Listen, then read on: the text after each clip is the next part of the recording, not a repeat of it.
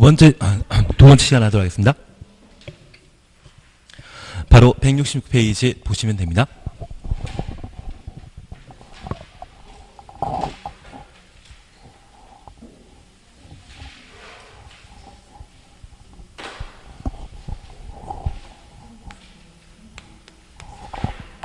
이번 시간에는 개발 행위와 관련된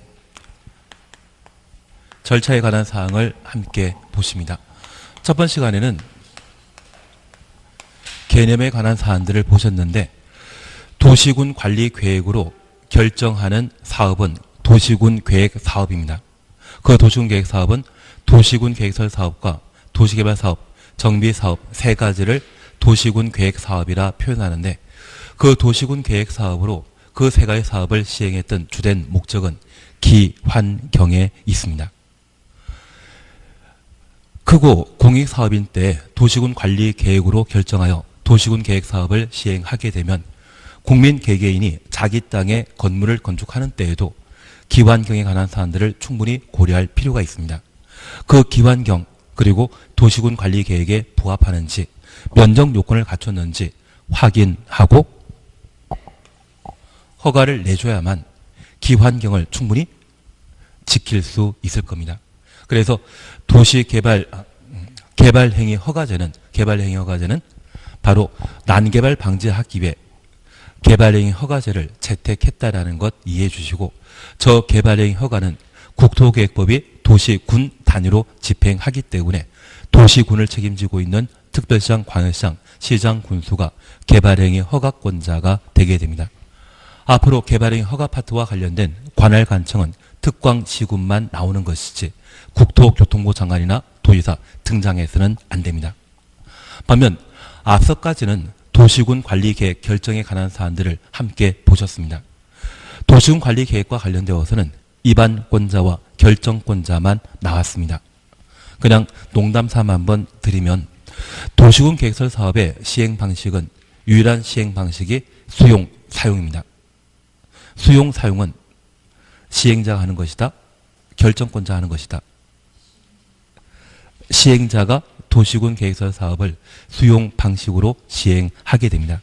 그 수용해서 사업 시행하는 자는 원칙적으로 시행자, 입안권자가 시행하는 것이지 결정권자 하는 것 아닙니다. 그리고 실시계획 작성하는 자는 시행자인 입안권자 하게 되지만 실시계획 인가는 결정권자가 해야 됩니다.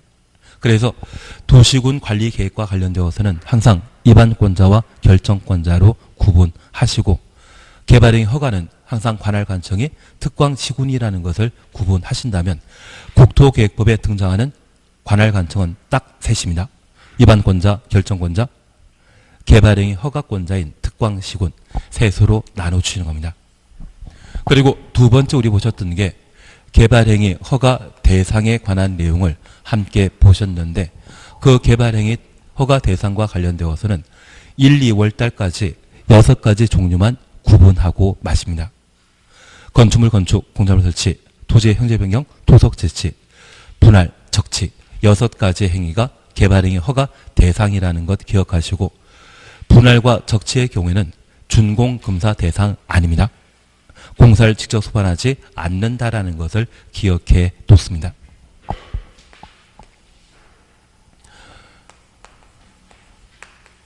그리고 경미한 행위로서 개발행위 허가 받을 필요 없는 것, 2월 달까지는 딱 2가지만 기억하고 마십니다.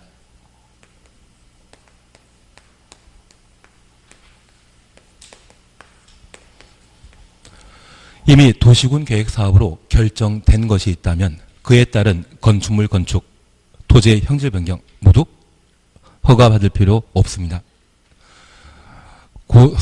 서울까지 고속도로 이용하시다 보면 그 고속도로 인터체인지 들어온 곳에 지금 막 산 밀어버리고 있거든요. 토속 채취 또는 토지의 형질 변경이죠. 도시개발 사업에 따른 토지의 형질 변경에 대해서는 특광시군에게 허가받을 필요 없습니다. 지금 도시군 계획 사업은 도시군 계획설 사업과 도시개발 사업, 정비 사업을 말하는데, 도시군 계획 사업이란 말 대신 도시 개발 사업에 따른 토지의 형질 변경 이 말 나오면 도시군 계획 사업에 해당되기 때문에 허가 없이 그냥 할 수 있는 겁니다. 이미 도시군 관리 계획으로 결정되었다라는 것을 이해해 주셔야 됩니다. 그리고 재복구 재난수술을 위한 응급조치라면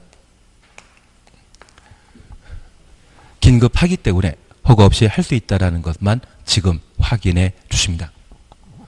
그리고 세 번째 우리가 보실 것이 그 절차에 관한 사항을 함께 보시는데 경미한 행위로서 도시군 계획 사업이나 응급조치라고 하면 개발행위 허가 절차를 진행할 필요 없고 6가지의 경우에만 개발행위 허가 절차를 필요로 하게 됩니다. 여기 개발행위 허가 절차와 관련되어서는 개발행위 허가 신청하고자 하는 자는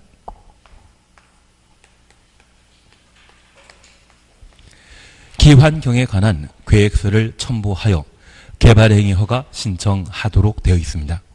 그리고 그 개발행위 허가 신청이 접수되게 되면 15일 이내에 개발행위 허가 여부를 결정하여 통지하도록 되어 있습니다. 저 개발행위 허가와 관련되어서는 개발행위 허가권자로서 특별시장, 광역시장, 시장, 군수가 개발행위 허가 여부를 결정하게 되는데 개발행위와 관련된 관할 관청은 누구이다? 득광시군입니다. 국토교통부 장관이나 도지사는 있다 없다? 없다라는 것 잡아주셔야 됩니다. 그리고 이들이 개발행위 허가 내주고자 한다면 일정한 요건을 충족한 때만 허가를 내줄 수 있습니다. 첫 번째는 면적 요건입니다. 여기 면적 요건과 관련되어서는 도시군 계획 사업은 규모 큰 사업이기 때문에 특정 면적 이상이란 말을 써줘야 되고 개발행위 허가 대상의 경우는 규모가 작기 때문에 무엇 미만이란 말을 사용하도록 되어 있습니다. 그리고 앞에 나온 수치에 대해서는 우리 시험 보는 게 내년 10월 달이거든요. 지금 할 필요 없습니다. 한 5월달, 7월달만 잠깐 정리하더라도 그 수치에 대해서는 충분히 숙지하기 때문에 지금부터 외울 거리를 많이 만들 필요 없습니다. 여기에서는 무엇 미만이라고 하면 소규모로서 개발행위 허가 대상이고 무엇 이상일 때는 도시군 계획사업 대상이 된다. 그렇게만 안고 가십니다. 그리고 두 번째입니다.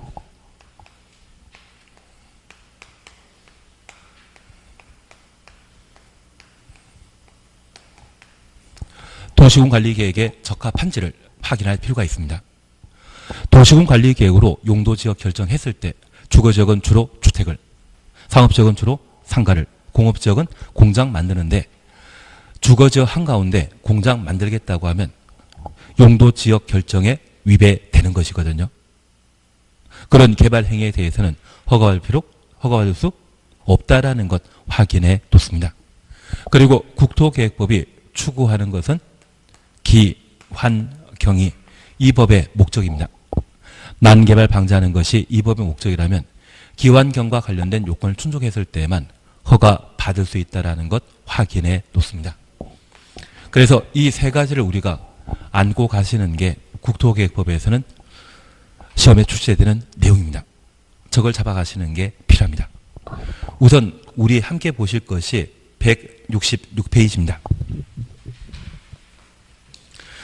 166페이지 위에는 작은 글씨 있습니다. 이 작은 글씨에 대해서는 나중에 하십니다. 제가 3월달 정도에 정리해 드리게 될 겁니다.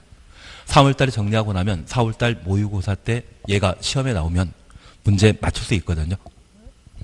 그래서 얘는 3월달에 하시는 쪽으로. 그리고 제2절 개발행위 허가 조건 찾으셨죠.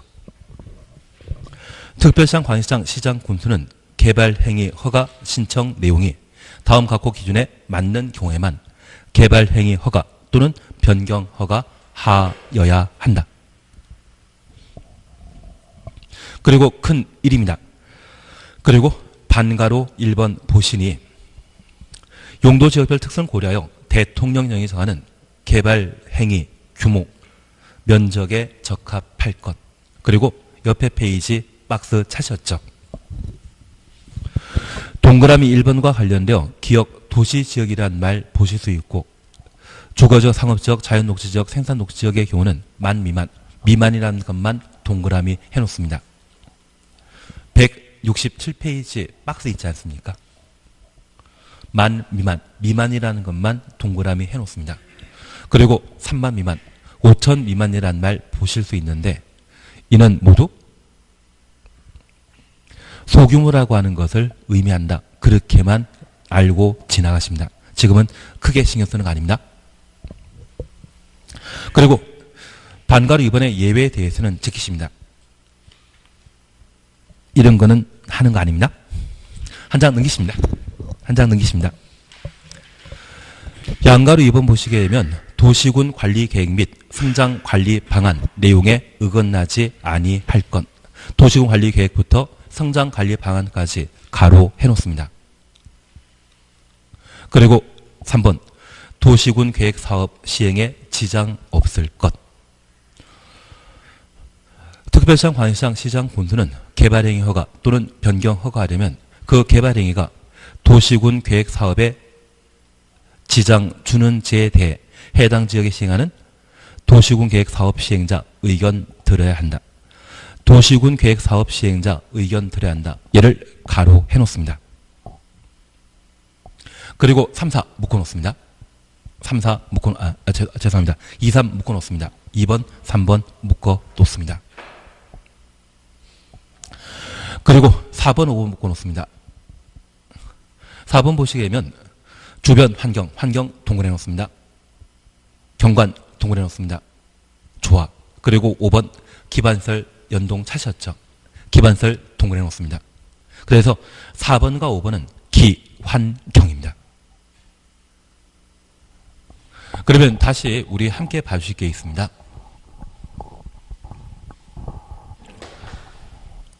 우리가 개발행위 허가 조건에 대해서는 법에서는 5개로 열거하고 있는데 실질적으로 분류하게 되면 딱 3개입니다.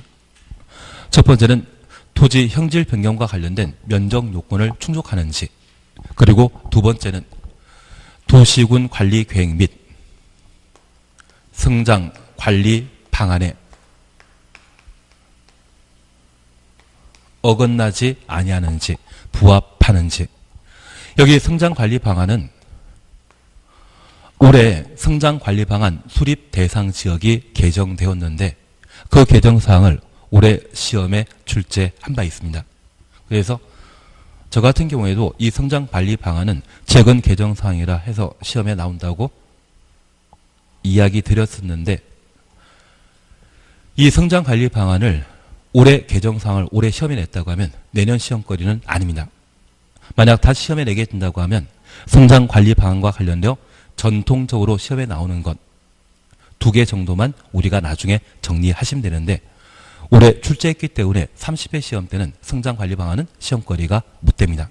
다만 이 성장관리 방안이나 도시군 관리 계획 모두 난개발 현상을 방지하기 위한 내용으로서 이 도시군 관리 계획이 결정되었다면 그에 부합하는 개발 행위는 할 수 있지만 위배되는 개발 행위는 할 수 없다. 그렇게만 판단해 놓습니다. 그리고 두 번째 우리 보실 것이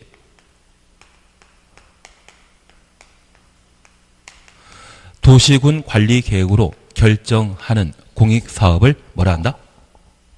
도시군 계획 사업입니다. 저 도시군 관리 계획으로 결정된 도시군 계획 사업에 방해하는 개발 행위라면 허가받을 수 없습니다. 그래서 이 두 가지를 묶어 도시군 관리 계획이라 표현하고 있는데 우리가 공부해 나갈 때 5개 다 외우는 방법도 있겠지만 좀 줄여 나가는 게 좀 더 효과적이실 겁니다. 그래서 이 둘은 도시군 관리 계획과 관계된 사항이기 때문에 저 도시군 관리 계획 결정에 부합하는 개발 행위 허가 받을 수 있다. 그렇게 파악해 주십시오. 그리고 기반설, 환경, 경관에 관한 사항 이러한 것들을 허가 조건으로 달게 됩니다. 그런데 우리가 하나 이해하실 것이 있습니다. 여기 개발 행위는 규모 작은데 만약 규모 큰 사업이라고 하면 특광시군에게 허가받아 할 수 있다? 도시군 관리 계획으로 결정돼야 된다. 어떤 특정한 면적 미만이란 말을 보셨다고 하면 저 개발행 허가 대상은 규모 작은 것을 말합니다. 일정한 규모 이상 또는 큰 규모의 각종 개발 사업이 있다고 하면 얘는 허가받아 시행할 수 있다. 도시군 관리 계획으로 결정돼야 된다. 도시군 관리 계획으로 결정돼야 됩니다. 그래서 저 면적 요건에 위배되면 불허가 처분 대상이 되는 것이지 절대 허가받을 수 없습니다. 그리고 두 번째입니다. 여기 도시군 관리 계획으로 결정할 수 있는 6가지 사항 우리 항상 기억하고 계셔야 됩니다. 1번, 2번이 용도지역, 용도지구, 용도구역제였습니다. 3번, 4번은 도시군 계획 사업입니다. 그리고 5번이 지구 단위 계획 구역, 지구 단위 계획이었습니다. 이러한 도시군 관리 계획으로 결정한 사항이 있는데 그에 위배되는 행위 할 수 없습니다. 그래서 만약 용도 지역이 주거 지역인데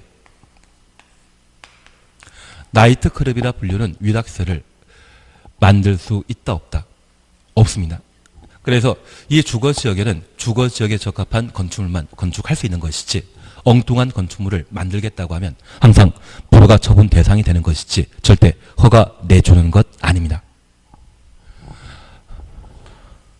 다만 기환경과 관련된 문제에 있어서는 조건부 허가가 가능합니다.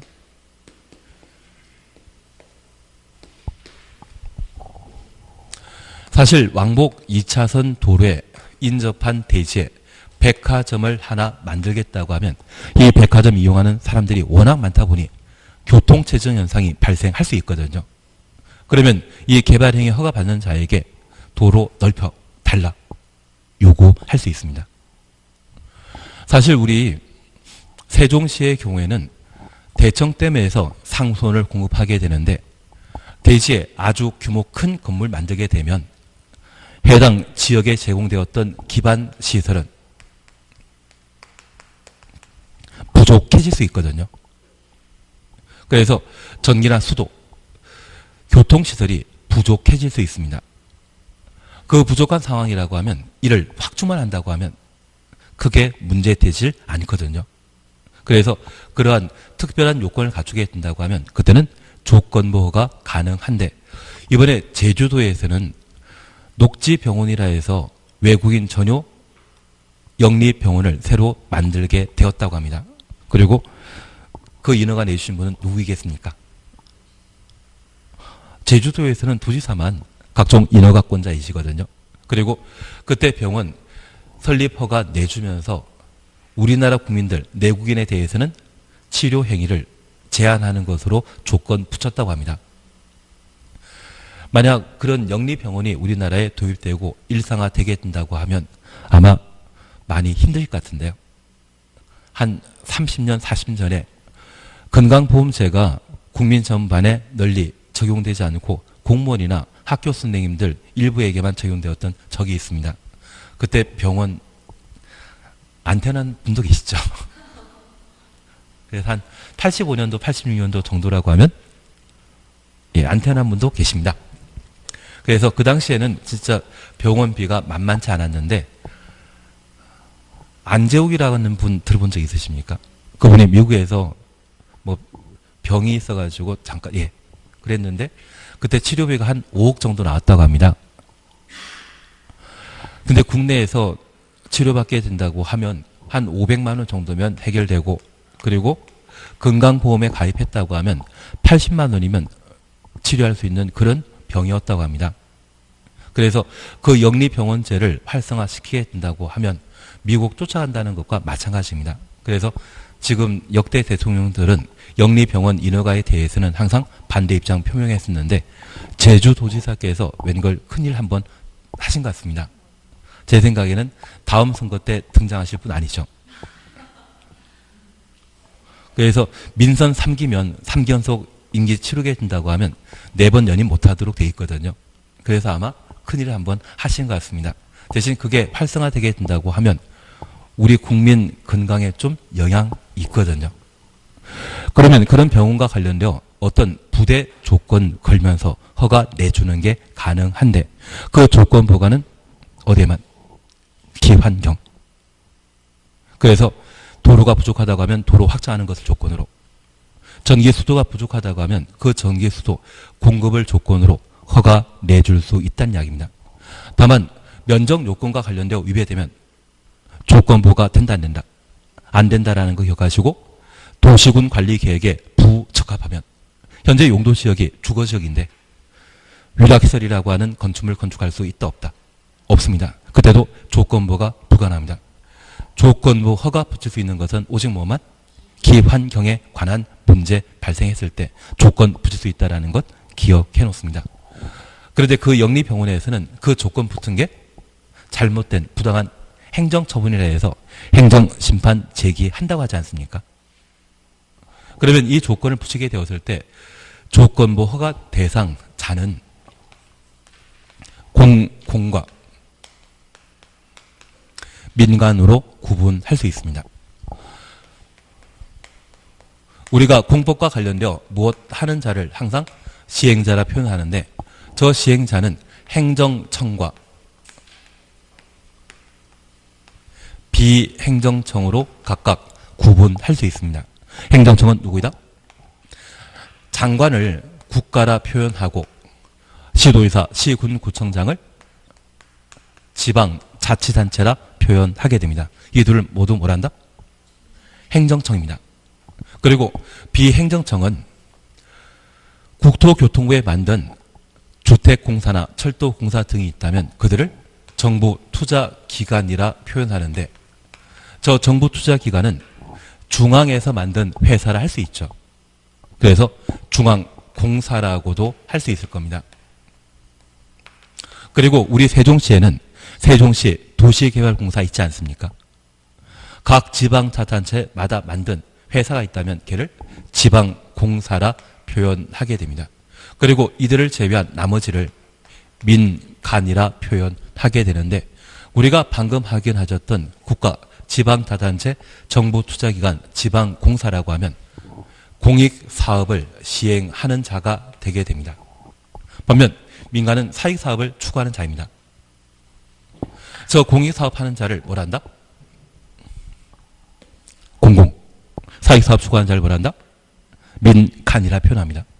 특별히 기환경에 관한 문제가 있어 저 공공에 조건부 허가 내줬다고 하면 저 조건을 이행한다?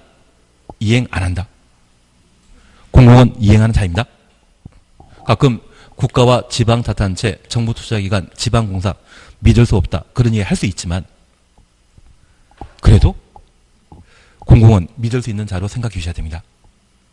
만약 저 공공을 믿지 못하는 자로 생각하시면 공법은 과락을 면할 수 없습니다.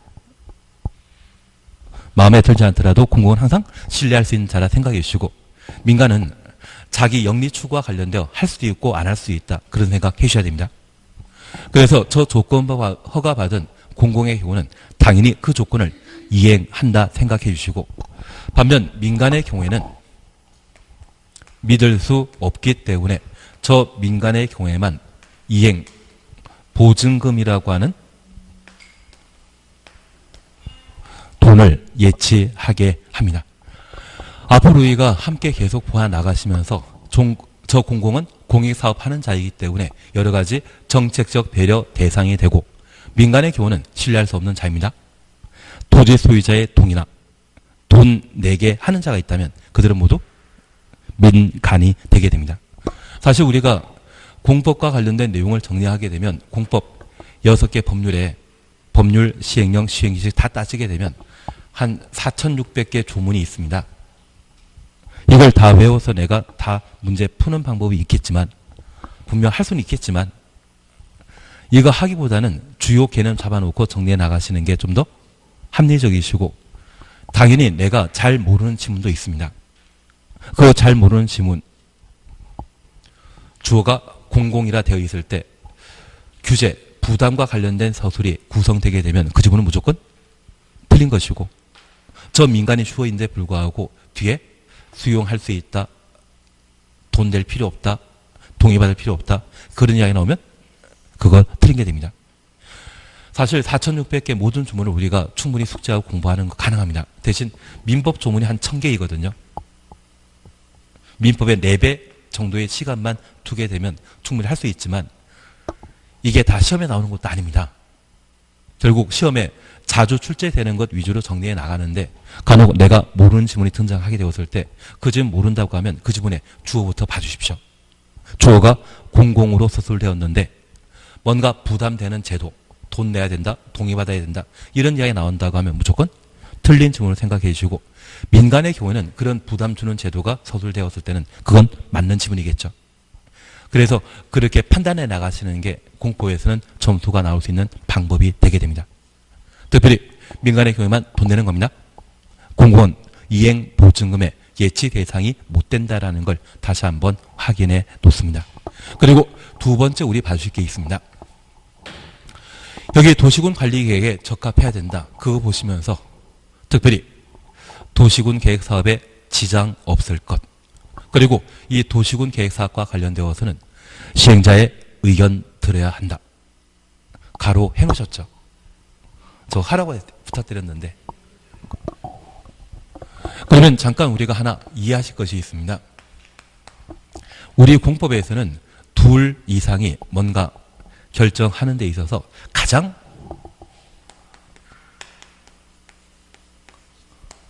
중요한 절차는 협의입니다. 저 협의는 상호 대등한 입장에서 의견 교류하고 정책 결정과 관련되어 동의하는 방법이 되게 됩니다. 예전에 서울에는 제1롯데월드 만들게 되었을 때 오세훈 시장이 애초 건축허가 내준 적이 있거든요.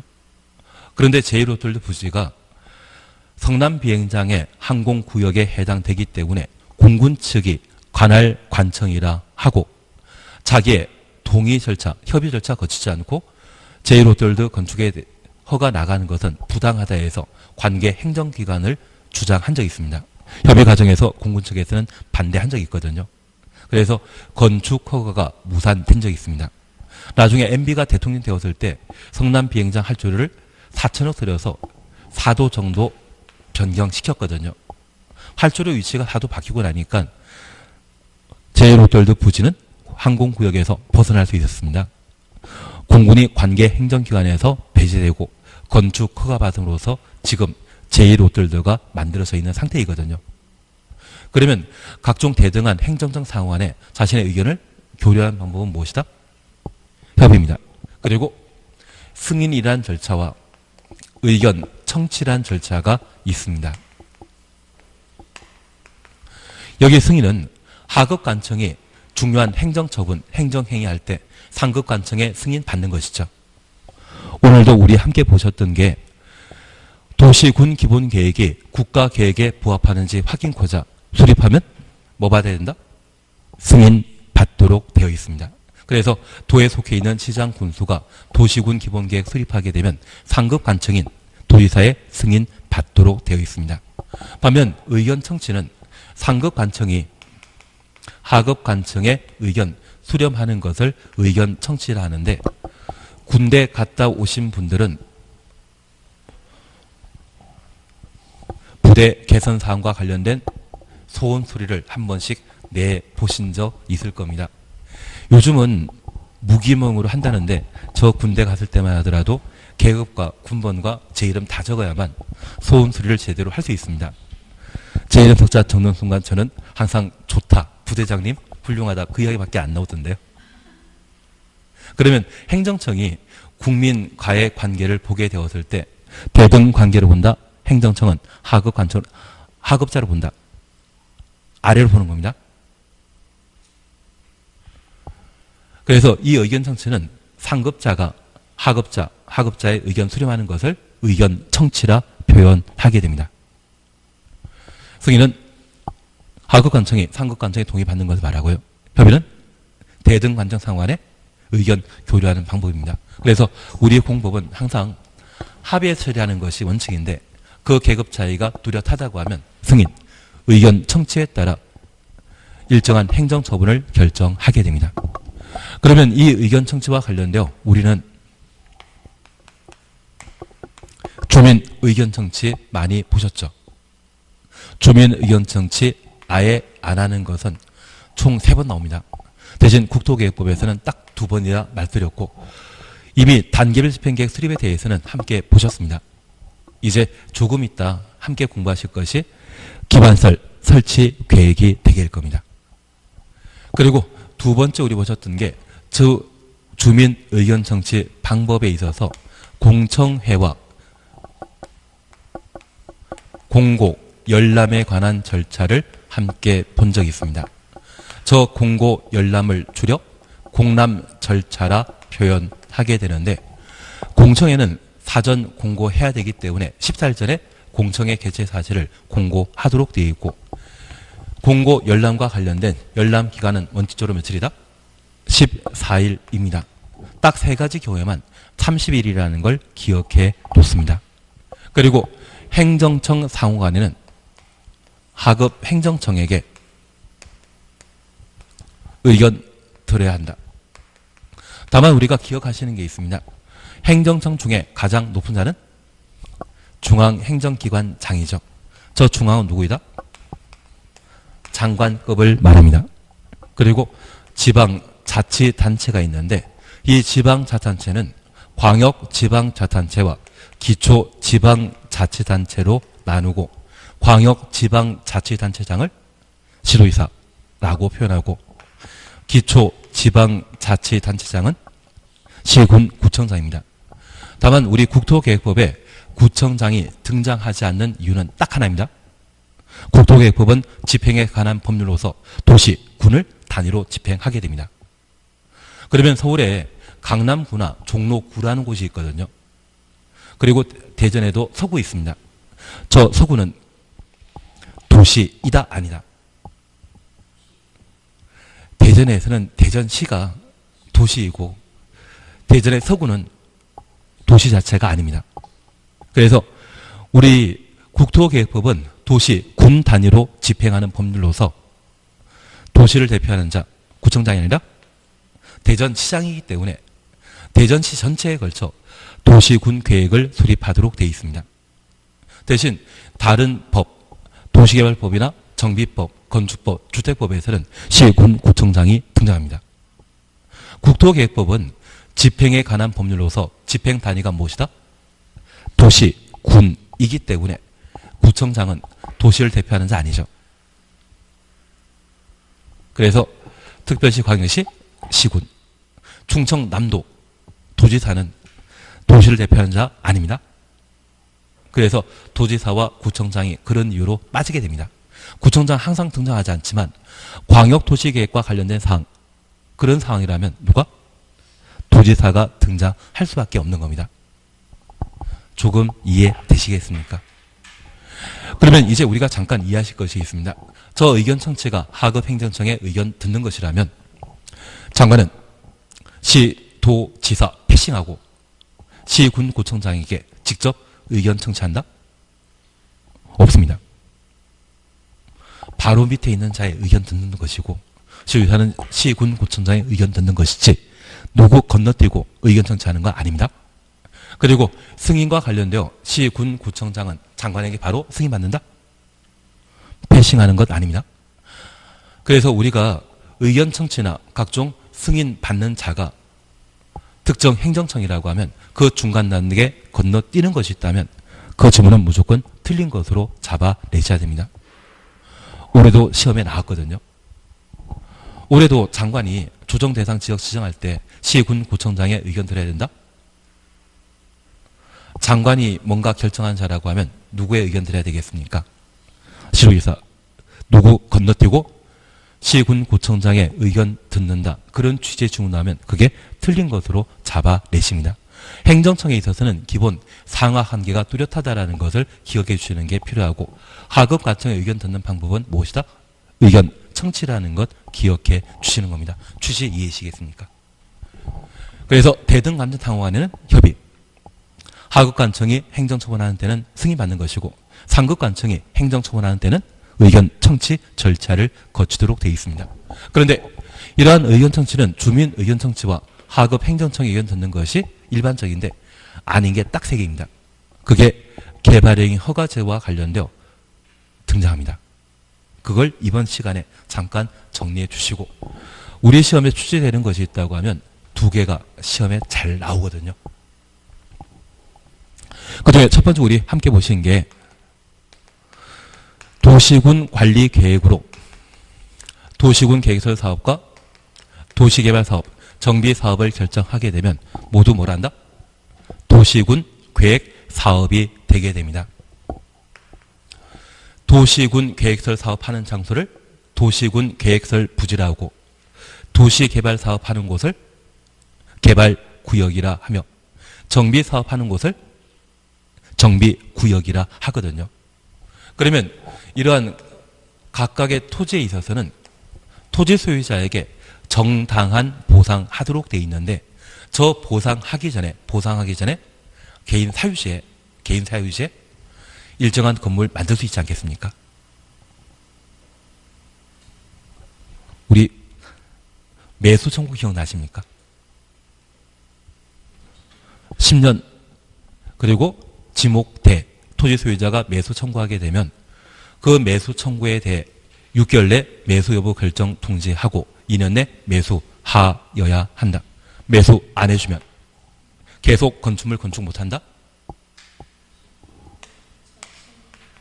3층 이하의 단독주택 만들 수 있거든요. 나는 기억난다? 기억 안 난다? 예. 이거는 사실 3월달 정도 하면 되는데 제가 지금 다른 진도 나온 게 없다 보니까 이거밖에 이야기를 못 드릴 것 같습니다. 그러면 저 3층 이하의 단독주택을 매수 청구를 거절당했다고 하면 도시군 계획설 부지 소유자랄지라도 얘는 건축할 수 있거든요. 그러면 이 건축물에 대한 건축 허가를 특광시군이 내주기 전에 해당 도시군 계획 사업 시행자에게 이것 건축 허가 내주면 그 사업에 방해되는지를 한번 들을 수 있다는 이야기입니다. 다만 저러한 개발인 허가 내주는데 시행자의 동의 받는다? 의견 청취하고 받는다? 동의 받는 것으로 끝나는 것입니까? 의견 청취하는 것으로 끝나는 것입니까? 동의 받는 거 아닙니다. 의견 청취. 반대 의견 제시한다 할지라도 허가 내줄 것 허가 내줄 수 있죠. 그래서 행정처분이 도시군 계획설 사업 시행자의 동의 받아야만 행정처분하는 것이 아니라 이번에 개발인 허가 신청 들어왔는데 이게 법에 적합하기 때문에 허가 내줄 상황이다. 그에 대한 특별한 의견이 있는지 한번 듣는 겁니다. 동의 받는 것이 아니라 그냥 의견 한번 듣고 끝나는 겁니다. 그래서 이 도시군 계획 사업과 관련되어서는 누구에게 의견 드려야 된다? 시행자 의견 듣도록 되어 있습니다. 그리고 우리가 앞으로 또 공부하실 게 있습니다. 저 개발 행위허가 관련되어 기환경에 대해서는 조건 붙일 수 있죠. 그러면 하나 더 여쭙 게 있습니다. 저 개발행 허가 신청 내용이 도시군 관리 계획에 부적합한 때 조건부 허가할 수 있다. 도시군 관리 계획에 부적합하면 조건부 가능하다 안 하다. 그건 안 됩니다. 저 조건부가는 항상 뭐만? 기환경에 대해서만. 기반설, 환경, 경관. 그 세 가지에 대해서만 조건부가 가능하지 다른 요건에 있어서는 조건부가 대상 아닙니다. 그러면 이 조건부가 시에는 조건 붙인다는 이야기죠. 그 조건 붙이는 것을 신청인에게 이런 조건 붙이고자 하는데 백화점 만들 때 왕복 2차선 도로를 왕복 4차선 도로로 만드는 것을 조건으로 허가 내주고자 하는데 신청한 자의 의견은 무엇인지 한번 들을 수 있지 않겠습니까? 그것 하겠다. 그 조건 받아들이겠다고 하면 허가 내주는 것이고요. 그 조건 못 받아들이겠다고 하면 그때는 조건부가 내줄 필요 없죠. 아마 제 생각에는 제주도에 만들어지는 녹지병원 있지 않습니까? 그 조건부가 시에 조건 붙인다는 이야기를 한번 한 것 같은데 병원 측에서 못 알아들었거나 또는 도지사님께서 그 조건을 아예 거론 안 했던 그런 상황이 아닌가 싶습니다. 제주도는 너무 멀기 때문에 신경 안 쓰이시죠? 대신 3월 달에 또 유채꽃 보러 내려갈 수도 있지 않으십니까? 예, 그냥 계속 하도록 하겠습니다. 그래서 여기 조건부가 관련되어서는 누구의? 신청한자의 의견 듣도록 되어 있습니다. 그리고 우리 시험에 잘 나오지 않지만 기왕 두 가지 정리하셨기 때문에 공공시설 귀속과 관련되어 관리청에 의견 청취하는 경우가 있습니다. 그래서 주민 그리고 하급행정청 외에 의견 청취하는 것은 총 3군데 나오는데 공립학교가 만들어지게 되면 그 학교는 누가 관리한다? 교육청이거든요. 그러면 우리 세종시에 각종 아파트 단지 만들면서 학교를 만들게 되었을 때 그 학교를 나라에 기부 체납하는 경우가 있습니다. 그럴 땐 누구에게? 관리청의 의견 듣도록 되어 있습니다. 그래서 주민 의견 청취 외 의견 청취가 개발행위 허가 절차에 있으면 딱 3번 나옵니다. 그걸 한번 봐주시는 게 필요합니다. 조금 이해되시겠습니까? 저도 처음에 이게 된다고 하면 무리라는 걸 알고 있습니다. 다만 이 3가지가 있다. 그 정도만 한번 확인해 주시고 우리 시험 같은 경우는 이 2가지를 툭툭 시험에 잘 던집니다. 이 2가지에 대해서는 눈에 익혀 놓으셔야 됩니다. 그러면 이러한 절차를 거쳐 개발행위 허가 받게 되면 저 개발행위 6개 중에 4개 개발행위에 대해서는 공사를 직접 수반하기 때문에 준공금사 받도록 하고 토지의 분할과 물건 적재의 경우는 준공금사 있다 없다? 없습니다. 이제 하나 더 이해하실 것이 있습니다. 여기에 준공금사라고 하는 것은 애초 허가 내준 대로 계획했던 대로 공사 완료되었는지 확인하는 절차입니다. 저 준공금사는 누가 해야 되겠습니까? 허가권자, 특광시군이 하도록 되어 있습니다. 그러면 우리 도시군 계획설 사업에 있어서는 실시계획 인가 받고 도시군 계획설 사업을 시행하며 그 공사가 완료되게 되면 준공금사 이후 공사 완료 공고하도록 되어 있거든요. 그러면 그 준공금사는 입안권자가 하는 것이다? 결정권자가 하는 것이다? 예, 결정권자. 입안권자는 딱 3군데입니다. 도시군 계획설 사업의 시행자, 단계별 집행계획에 수립하는 자, 지역론을 작성하는 자, 그 외에 도시군 관리 계획과 관련된 사항은 모두 결정권자가 관할관청이라는 것 이해해 주셔야 됩니다. 결국 그 인허가 내준 자가 공사 제대로 끝났는지 확인하는 자이죠. 그래서 우리 공법에서는 저 준공검사 공사 완료 절차에 있어서는 원칙적으로 허가권자가 하는 것입니다. 딱 하나만 빠집니다. 그 딱 하나 빠지는 것은 나중에 주택법 공부하셨을 때 한번 정리하실 텐데 그것 빼고는 다 허가 내준 자가 공사 완료 절차를 진행하는 겁니다. 준공검사 누가 한다? 특광시군이 한다. 그렇게만 봐주십니다. 예, 그래서 168페이지에서 우리 5가지 개발행위 허가 요건을 함께 보셨고요. 그리고 2번 허가의 용도별 기준 옆에 페이지 3번 성장관리 방안 나옵니다. 성장관리 방안은 29회 때 시험에 등장했다면 올해 나온다 안 나온다? 안 나온다에 잡아주셔야 됩니다. 다만 전통적으로 시험에 나왔던 것을 나중에 정리를 해나가도록 하겠습니다. 다만 지금 우리 넘기지 마시고 168페이지에 2번 찾으셨죠? 2번 찾았습니다. 허가의 용도별 기준 찾으셨죠? 박스 속에 동그라미 1번 보게 되면 시가화 용도란 말 찾았습니다. 168페이지입니다. 밑에서 6번째 줄 보시게 되면 시가화 용도란 말 찾으셨죠? 토지의 이용 및 건축물의 용도, 건폐율, 용적률, 높이 등에 관한 용도 지역의 제한에 따라 개발행위 허가 기준을 적용하는 주거적, 상업지역, 공업지역, 주거지역부터 공업지역까지 가로 해놓습니다. 주상공을 뭐란다? 시가화 용도. 많은 사람들이 그리고 많은 산업이 밀집해 있는 곳을 주상공이라 하고 이 주상공을 법에서는 뭐란다? 시가화 용도라 표현하게 됩니다. 그리고 2번 유보 용도 찾으셨죠? 도시계획위원회 심의 통하여 개발행위 허가 기준을 강화 또는 완화하여 강화 또는 완화 가로 해놓습니다. 적용할 수 있는 계획관리적, 생산관리적, 자연녹지지역, 계획관리지역부터 자연녹지지역까지 가로 해놓으시고 얘를 뭐란다? 유보용도라 표현하게 됩니다. 다만 여기 유보용도는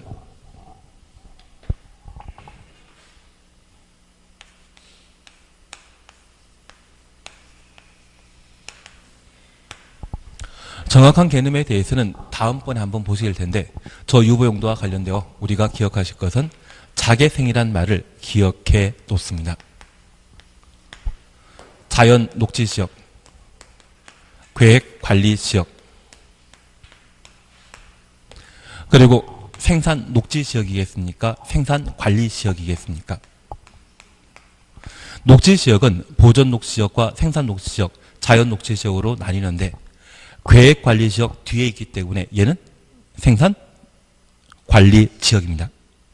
그러면 여기 자연녹지지역과 계획관리지역, 생산관리지역의 경우에는 절대 보존용도가 아닙니다. 만약 도시지역에 주거적, 상업적, 공업지역의 용지가 부족하다고 하면 저 자연녹지지역을 주상공으로 바꿀 수 있고요. 그리고 도시지역에 개발 공간이 부족하다 판단하면 계획관리지역의 땅을 도시로 변경할 수 있습니다. 여기 생산관리지역의 경우에는 농림지역으로 지정하기 곤란한 용도지역을 생산관리지역이라 표현하고 있는데 이 생산관리지역은 관계 수리시설을 제대로 갖추지 못한 농사 짓는 땅을 생산관리지역이라 표현하고 있습니다. 요즘 농사 안 짓는 분들에게 나라에서 돈 주는 것 기억나십니까? 지금 우리나라에서는 농지를 절대 보존하는 것이다. 개발을 허용한다. 개발 허용합니다. 그래서 이 생산관리지역은 한 10년, 15년 전만 하더라도 유보용도 못 되었는데 이 생산관리지역 자체가 더 이상 절대 보존할 필요 없는 땅이라 생각해서 언제든지 도시지역으로 용도지역 변경할 수 있는 잠재적인 개발 용지로 판단하고 있습니다. 그래서 개발할 것인지 보존할 것인지 판단하기 애매한 용도, 그애를 뭐란다? 유보 용도라 표현하게 됩니다. 다만 나중에 자제분들에게 효도 제대로 받으시고 싶으시다면 이런 땅을 저렴하게 나왔을 때 사놓으시면 10년 만에 성격이 바뀌는 거 아닐 겁니다. 한 20년, 30년 뒤에. 요즘 자제분들이 제사 지내는 건 아마 안 해줄 것 같은데. 예, 그래서 이런 용도는 나중에 한번 자제분 위해 투자하는 것도 괜찮으실 겁니다. 그래서 지금 유보용도와 관련되어서는 뭐란다? 자개생입니다. 개발할 것인지 비개발할 것인지 판단하기 애매한 땅이 있다면 그것을 유보용도라 하고 유보용도는 자개생입니다. 자연녹지적, 계획관리적, 생산관리적 이 세 곳을 자개생, 유보용도라 한다. 그리고 강화 또는 완화 가로 해놓으셨죠. 강화 또는 완화 가로 해놓으셨죠. 제가 그거 하라 부탁드린 것은 성장관리 방안을 올해 시험에 냈다면 그 주변 파트로서 유보용도에 관한 사안들을 시험에 물어볼 수 있을 겁니다. 그리고 시가용도와 유보용도를 제외한 나머지를 뭐란다? 보전용도라 표현하게 됩니다. 3. 성장관리 방안에 대해서는 지금 할 필요 없습니다. 그리고 171페이지 찾으셨죠? 제3절 개발행위 허가 절차 찾았습니다. 1번 허가 신청입니다. 개발행위 하려는 자는 171페이지입니다. 제3절 개발행위 허가 절차입니다. 개발행위 하려는 자는 개발행위에 따른 기반설의 설치나 기반설부터 가로 해놓습니다. 그에 필요한 용지의 확보, 위해 방지, 환경오염 방지, 경관, 조경까지 가로 닫아놓습니다. 얘가 기환경입니다. 위해 방지란 말이 추가되었지만 얘가 기환경인 것으로 이해해 주십시오. 계획서 첨부한 신청서를 개발행위 허가권자에게 제출하여야 한다. 이 경우 개발밀도 관리구역 안에서는 개발밀도 관리구역 가로 해놓습니다. 기반설의 설치, 그에 필요한 용지 확보에 관한 계획서를 제출하지 아니한다. 후반부에 대해서는 3월 달에 해 나갈 겁니다. 다만 지금 우리 함께 봐주실 것은 개발행위 허가 받고자 하는 자는 기환경과 관련된 서류를 제출하여야 한다. 신청 시에 기환경에 관한 서류 제출하도록 되어 있습니다. 이것 보신 겁니다. 그리고 2번 허가 절차입니다. 허가 절차와 관련되어 1. 심의 있는데 이런 것 신경 쓰는 거 아닙니다.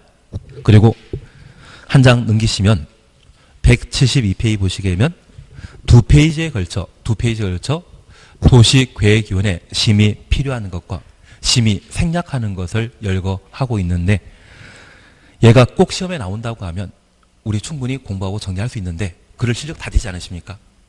얘가 10년에 한 번 시험에 나오기 때문에 얘가 나오면 그냥 틀려더라도 상관없습니다. 우리가 목표하고 있는 것은 국토계획법에 출제되는 12문제 중에 10문제 맞추는 게 목표입니다. 얘는 안 보는 쪽으로 합니다. 표정이 갑자기 어두워지셨습니다. 이런 거 보면 정신 건강에 해롭습니다. 174페이지입니다. 이번 결정 통지 찾으셨죠? 특별시장, 광역시장, 시장, 군수는 개발행위 허가 신청에 대해 특별한 사유가 없으면 15일 174페이지입니다. 위에서 세 번째 줄에 15일 동그라미 해놓습니다. 이내 허가 또는 불허가 처분하여야 하고 처분할 때 지체 없이 신청인에게 허가 내용이나 불허가 처분 사유를 서면으로 알려야 한다. 그래서 개발행위 허가 신청에 대한 처리기간은 며칠이다? 15일이라는 것 확인해 놓습니다. 그리고 3번 조건부 허가만 보고 쉬었다 하십니다. 양갈 1번입니다. 특별시장, 관시장, 시장, 군수는 개발행위 허가하는 경우 대통령령이 정하는 바에 따라 개발행위에 따른 기반설의 설치, 기반설 가로 해놓습니다. 기반설부터 가로 열어놓습니다. 위해 방지, 환경오염 방지, 경관, 조경까지 가로 닫아놓습니다.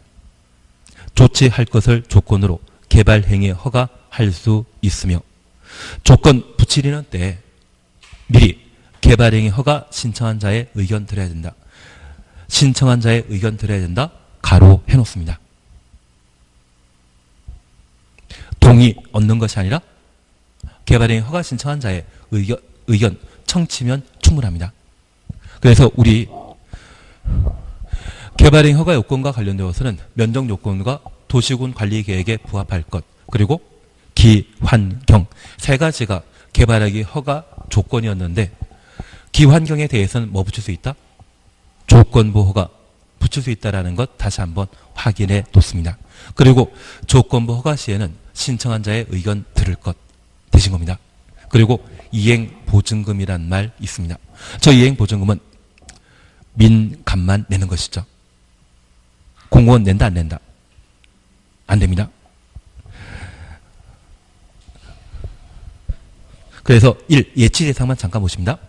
특광시구는 기반설의 설치 등을 위하여 필요하다 인정하는 경우 대통령령이 정하는 경우에는 이에 이행을 보증하기 위한 한 줄 밑에 이행보증금을 예치하게 할 수 있다.